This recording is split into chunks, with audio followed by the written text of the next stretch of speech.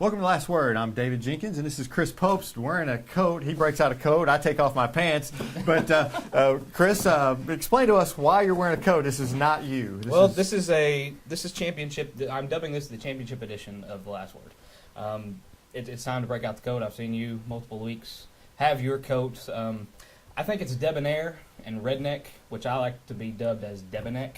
I think I'm putting out a new genre of fashion out there. So when everybody starts wearing a coat with plaid and a pearl snap, I want royalties. So. Well, we'll keep that in mind, and maybe I should go put my pants on. Anyway, we're going to talk today about the Sikeston, boys basketball team back in the Final Four again. The second time in 3 years, a terrific win over Gateway Tech, who was a lot better than I think a lot of people gave them credit for. So they move on to the Final Four now after a great game with Gateway Tech. Chris, it was just a tremendous game the other night. It was. It was a good win over a good team. A lot of people didn't think a lot about Gateway coming in this game. The record was way off what this team was capable of, and it was a great win for Sikeston to have to go into the state championship round in the semifinals, and we actually have video footage of Coach Hollifield and Deshaun Ruffin, one of the seniors for Sikeston, and talking about Gateway, the win of Gateway. Players have worked hard. We played a quality team tonight. They were quick. They did a lot of good things. They took us out. A lot of things we like to do. You have to give them credit, but I'm proud of our kids, especially the last quarter. They stepped up and really played well down the stretch. We played good people, and we're in tough competition. And JT came into the game. He was banged up, a little bit injured, and he didn't play well in the first half, but he clutched up in the second half and really played well. Deshaun, as always, stepped up, and we had players all over the place step up and do a good job. It was a huge win. We all had to come together as a team in the fourth quarter and play defense. That's what we did.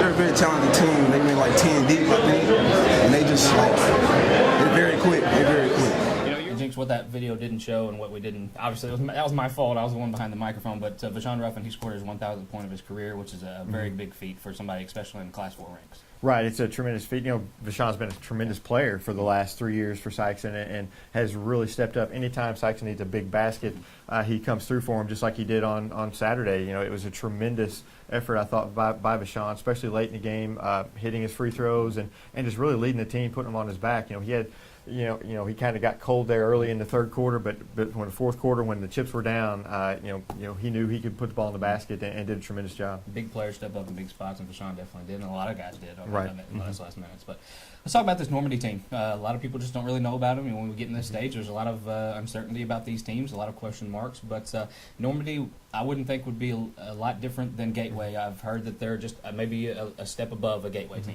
The people I've talked to said this is going to be the best team Sikeston's played so far this year, and that's fitting since you're in the state semifinal game. It should be. They're going to be very athletic. They're guard-oriented. They like to get the ball up and down the floor. But I think what sets them apart from Gateway is the way they defend. Gateway guarded pretty well, but Normandy is they're a tremendous defensive team. They've held some really good teams to some low. I think they're only giving up less than 50 a game.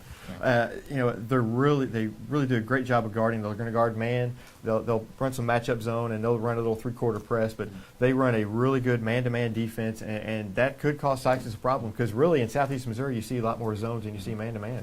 You said about them keeping teams under as far as defenses go. They only score 46 points a game, and with that it's a lot of defense, and to me that kind of shows they're not a great offensive team, but a lot of their offensive production comes from that press. Their guards are their bread and butter.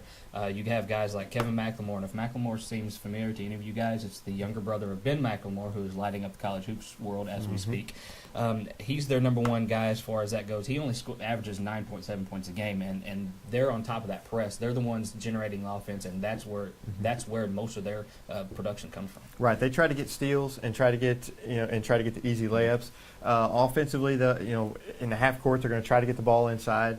But for the most part, their offense, as you said, comes from their guards. McLemore, Gerard Fuller is a 6-foot junior. He's their top 3-point shooter, but he averages 12 a game. And their best player inside is Bryson Jenkins, no relation. He averages 10 a game and 8 rebounds a game. But these are guys that. They're very athletic. They know their roles. They're on a hot streak. They've won 9 of their last 10. Their only loss was to Madison Prep, who won the Class 2 state title. They've beaten Maplewood, who beat Sikeston, so they have some, they played a tough schedule. So they're ready to, they're primed. They're going to be a tough team for Sikeston.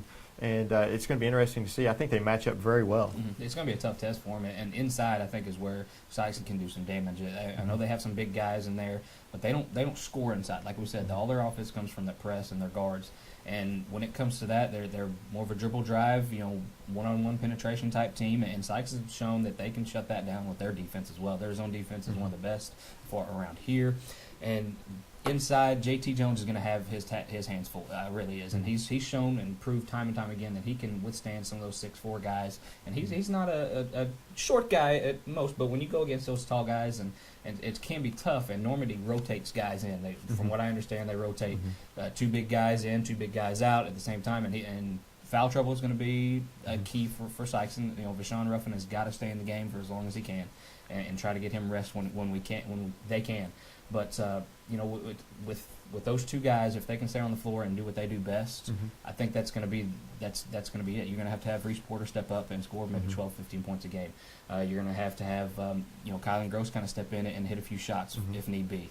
You're going to have those. Obviously, in the perfect world, you're going to have your 2 guys that run this team score their points and have the production on the outside too. But it's going to have to be a near perfect game for Sikeston to pull this one out, I think. Right, and I think there's 3 keys to the game for Sikeston. Number 1, like you mentioned, stay out of foul trouble. They've got to stay out of foul trouble. JT Jones has to stay on the floor. You've got to have Vashawn Ruffin on the floor. The second thing is how can Sikeston get the ball inside to JT Jones? I think if JT Jones gets the ball inside, I think he scores it. But the problem is Sikeston is going to have to get the ball to him with that tough defense that Normandy plays. And as you said, number 3 is they've got to have some other scores, because you're going to have Vashawn Ruffin they're going to focus on him. He's going to get all the defensive pressure. Right. Vashawn Ruffin and JT Jones are going to see all the defensive pressure, and so you're going to have guys like Marquise Bratcher and Kylan Gross and other guys step up. And I think that if they're able to find some scoring for some other guys, which really they weren't in the second half against until late in the second half anyway against Gateway, they're going to have to have that for the entire game, I think, because Normandy does defend so well. So I think it's a toss-up. I think it's a 50-50 game. I don't think anybody has a distinct advantage. I think it's going to be a great game to watch. It's at 3 o'clock or 3:30, at Mizzou Arena. If you can't be there, what's wrong with you? You should be there. It's going to be a tremendous game, and hopefully Sikeston brings a huge crowd there, and they, as they always do. They will, and they'll be red everywhere. Normandy's red also, but the large contingency of Sikeston fans will be for that game. And if you aren't able to watch it, Misha actually provides a webcast of the game on Fox Sports Prep Sports, their webcast on their website, and also Twitter. I'll provide Twitter updates as much as I can throughout that game, and as far as all the games with Sikeston and Dexter, who's next up on our list for the championship games. And Dexter girls, Jinx, this one might be a little tougher for them. Right. Sikeston has a chance. It's going to be a toss-up, but unfortunately for these Lady Bearcats, they are going up against the nationally ranked Incarnate Word team. It's going to be tough. Right. I watched a little bit of film on Incarnate Word, and I couldn't tell if that was a boys' team or a girls' team. They're so talented. They are extremely talented. They have a sophomore. She's 6'1". Her name is Nafisha Collier, and she is just tremendous. She averages 25 a game, 11 rebounds a game. She's one of the most highly recruited athletes. Women's basketball players in the nation as a junior or a sophomore, and she is extremely talented. Yeah. She's 6'1" and she's a guard. Yeah. They have 6'3", 6 foot. They have a lot of size. They've got quick guards that can shoot. They have just an unbelievable ability to blow teams out. They're winning their games by an average of 36 points a game. Yeah. Have fun, Dexter. Yeah. It's going to be tough. Incarnate Word seeking their 3rd state title in the last 4 years. They're experienced. They've been here. They've been Class 5. This is their first year in Class 4. So it's kind of a bad deal for Dexter to get this team. They really should be Class 5. Private school in St. Louis like that. You think they should be Class 5, but Dexter has a tough task, and I think. Dexter. I just hope Dexter can play with them, and you never know. You keep it close in the end, and something might happen. They may get in some foul trouble, but you're just going to try to get keep it close. Yeah, who's to say Collier doesn't unfortunately get in foul trouble for them or something like that? But the thing that obviously Collier is their go-to, and I'm sure Dexter's going to have. They have girls that can guard her well. That's quick guards that can maybe possibly keep her from the basket. But what kind of jumps out at me is their guards. They have two guards with Nia Roth. She's a 5'7" senior. She scores 11 points a game. And Nakia Bell, she scores 10 points a game. She has 7 assists per game, and I'm guessing all those are dump-offs to Collier. But that's going to be key. You know, if they can keep those guys from getting the ball to her somehow, and possibly, I don't know how Collier plays. I don't know if she's a shooter. I don't know if she's a dribble drive type girl. I don't know. But she's everything. Everything. Well, try to stop everything. Yeah. She can, and not only she scores, she defends well. She gets about 4 steals a game. She gets 3 blocks a game. I mean, she's really tough. She's an all-around player. She can shoot outside. She's got an inside game. She's a tough player. And the guards you're speaking of, they're lightning quick.